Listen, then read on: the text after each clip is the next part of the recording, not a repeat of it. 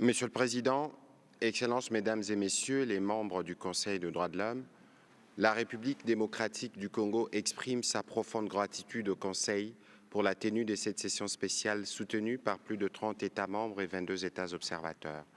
Cette réunion répond à l'urgence de la situation actuelle et aux violations massives des droits de l'homme et atteintes qui frappent les populations du Nord et du Sud Kivu, résultant de l'agression des forces de défense rwandaises et de leurs supplétifs du M23 et de l'AFC. Les bombardements indiscriminés contre des camps des déplacés et des zones d'habitation civile ont exacerbé une crise humanitaire catastrophique. Ces attaques ont délibérément ciblé des populations vulnérables en violation flagrante de principes d'humanité, des distinctions, des précautions, des proportionnalités, d'interdictions de mots superflus et des souffrances inutiles. Les forces de défense rwandaises et leurs supplétifs ont transformé des zones des refuges comme des hôpitaux en cibles militaires, mettant en danger la vie des milliers d'innocents, parmi lesquels de nombreuses femmes et enfants. Dans la région de Goma, privée d'eau et d'électricité, ces principes du droit international humanitaire ont été systématiquement violés. Les bombardements indiscriminés ont frappé des zones résidentielles, provoquant des déplacements massifs des populations et attaquant de cas de personnes déplacées internes. Cette situation est d'autant plus alarmante qu'elle se déroule dans un contexte où des populations déjà vulnérables se trouvent prises au piège entre les forces rwandaises et leurs supplétifs du M23, notamment soutenus par des acteurs extérieurs.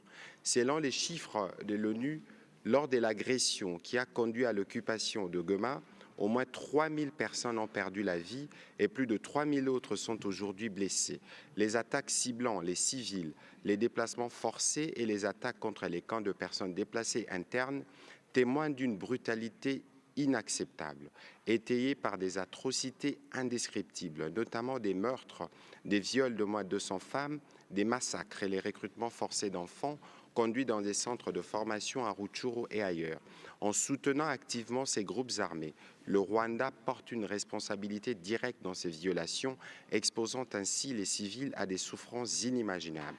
Les forces de maintien de la paix, sous le mandat du Conseil de sécurité, en particulier la MONUSCO, ainsi que les installations humanitaires ont été prises pour cible à plusieurs reprises, compromettant leur capacité à protéger les civils dans un environnement hostile.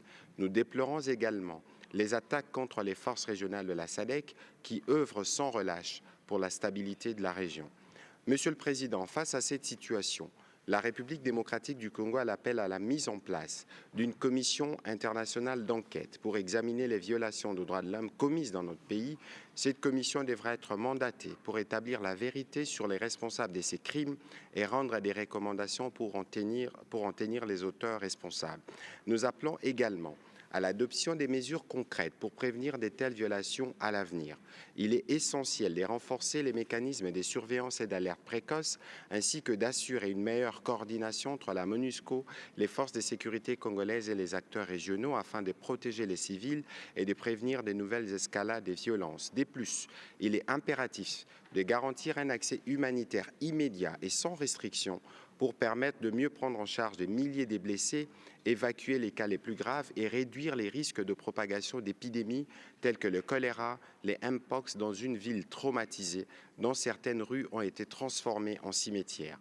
Nous rejetons fermement l'implication continue de certains États, notamment le Rwanda, dans le soutien logistique, militaire et financier à des groupes armés opérant sur notre territoire. Les soutiens du Rwanda au M23, documentés à plusieurs reprises, y compris par les groupes d'experts mandatés par les Conseils de sécurité des Nations Unies, a alimenté la violence dans l'Est de notre pays depuis plus de 30 ans, exacerbant la guerre pour des raisons liées à l'exploitation de ressources minières stratégiques de la République démocratique du Congo. Nous appelons donc ces conseils à tenir le Rwanda responsable de ces crimes de guerre et de ces crimes contre l'humanité, notamment les dépeuplements forcés des populations et leur remplacement par d'autres, ainsi que la domination des nouvelles autorités administratives dans le but d'occuper définitivement ces territoires. Il est urgent d'exercer une pression internationale pour que le Rwanda cesse immédiatement son soutien à ces groupes armés et se retire tout aussi immédiatement du territoire congolais. Monsieur le Président, la République démocratique du Congo reste pleinement engagée dans la recherche de la paix et de la stabilité. Nous réaffirmons notre volonté de travailler de manière constructive avec tous les acteurs régionaux et internationaux, mais il est impératif que la communauté internationale soutienne fermement nos efforts pour mettre fin à cette crise de protection et à la souffrance de notre peuple dans la partie est de notre pays. Nous réitérons donc notre appel à la responsabilité pleine et entière du Rwanda dans cette situation et à des mesures immédiates pour mettre fin à son soutien aux groupes armés.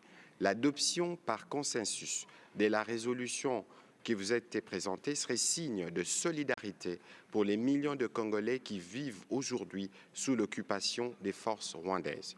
Je vous remercie de votre attention, Monsieur le Président. Merci.